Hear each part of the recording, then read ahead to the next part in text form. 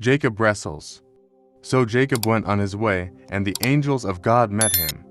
When Jacob saw them, he exclaimed, "This is the camp of God." So he named that place Mahanaim. Jacob sent messengers on ahead to his brother Esau. In the land of Seir, the region of Edom, he commanded them, "This is what you must say to my lord Esau. This is what your servant Jacob says. I have been staying with Laban until now. I have oxen, donkeys, sheep, and male and female servants. I have sent this message to inform my lord, so that I may find favor in your sight." The messengers returned to Jacob and said, "We went to your brother Esau. He is coming to meet you and has 400 men with him." Jacob was very afraid and upset. So he divided the people who were with him into 2 camps, as well as the flocks, herds, and camels. If Esau attacks one camp, he thought, then the other camp will be able to escape. Then Jacob prayed, "O God of my father Abraham, God of my father Isaac, O Lord, you said to me, 'Return to your land and to your relatives, and I will make you prosper.' I am not worthy of all the faithful love you have shown your servant. With only my walking stick I crossed the Jordan, but now I have become to camps. Rescue me, I pray, from the hand of my brother Esau, for I am afraid he will come and attack me, as well as the mothers with their children.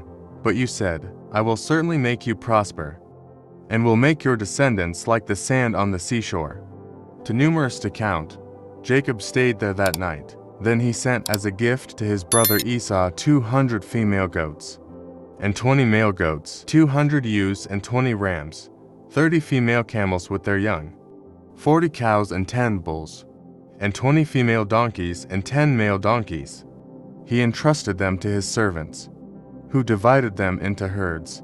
He told his servants, "Pass over before me, and keep some distance between one herd and the next." He instructed the servant leading the first herd, "When my brother Esau meets you and asks, 'To whom do you belong? Where are you going?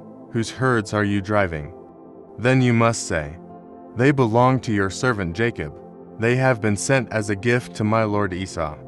In fact, Jacob himself is behind us.'" He also gave these instructions to the second and third servants, as well as all those who were following the herds, saying, "You must say the same thing to Esau when you meet him. You must also say, 'In fact, your servant Jacob is behind us.'" Jacob thought, "I will first appease him by sending a gift ahead of me. After that I will meet him. Perhaps he will accept me." So the gifts were sent on ahead of him, while he spent that night in the camp. During the night Jacob quickly took his 2 wives, his 2 female servants, and his 11 sons and crossed the ford of the Jabbok. He took them and sent them across the stream, along with all his possessions. So Jacob was left alone. Then a man wrestled with him until daybreak. When the man saw that he could not defeat Jacob, he struck the socket of his hip, so the socket of Jacob's hip was dislocated while he wrestled with him. Then the man said, "Let me go, for the dawn is breaking." "I will not let you go," Jacob replied, "unless you bless me." The man asked him, "What is your name?" He answered, "Jacob." "No longer will your name be Jacob," the man told him, "but Israel, because you have fought with God and with men and have prevailed." Then Jacob asked, "Please tell me your name. Why do you ask my name?" The man replied. Then he blessed Jacob there. So Jacob named the place Peniel, explaining, "Certainly I have seen God face to face and have survived."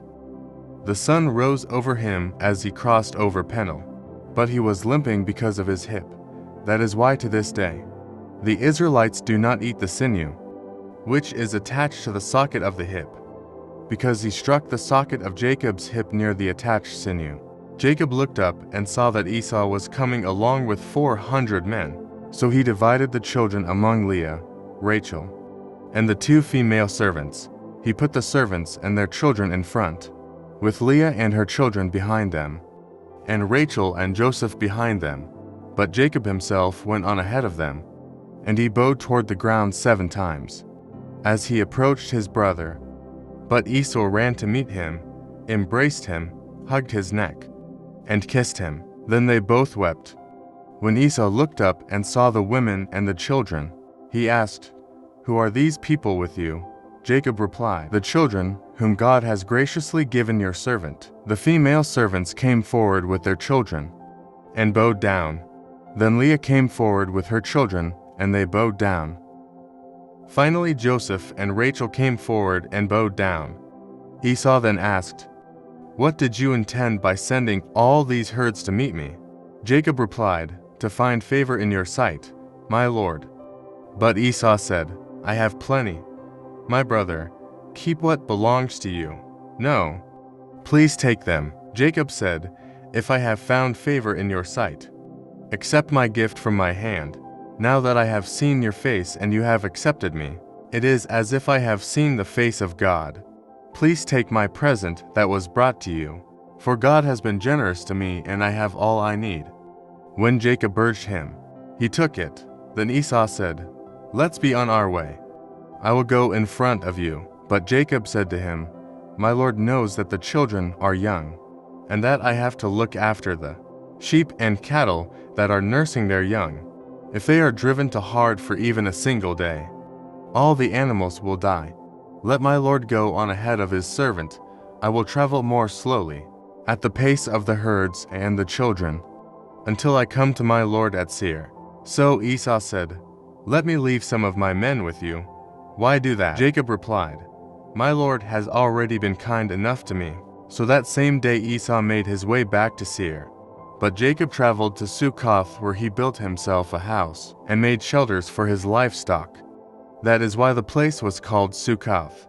After he left Paddan Aram, Jacob came safely to the city of Shechem in the land of Canaan, and he camped near the city. Then he purchased the portion of the field where he had pitched his tent. He bought it from the sons of Hamor, Shechem's father, for 100 pieces of money. There he set up an altar and called it "The God of Israel is God." Thank you for watching. God bless you.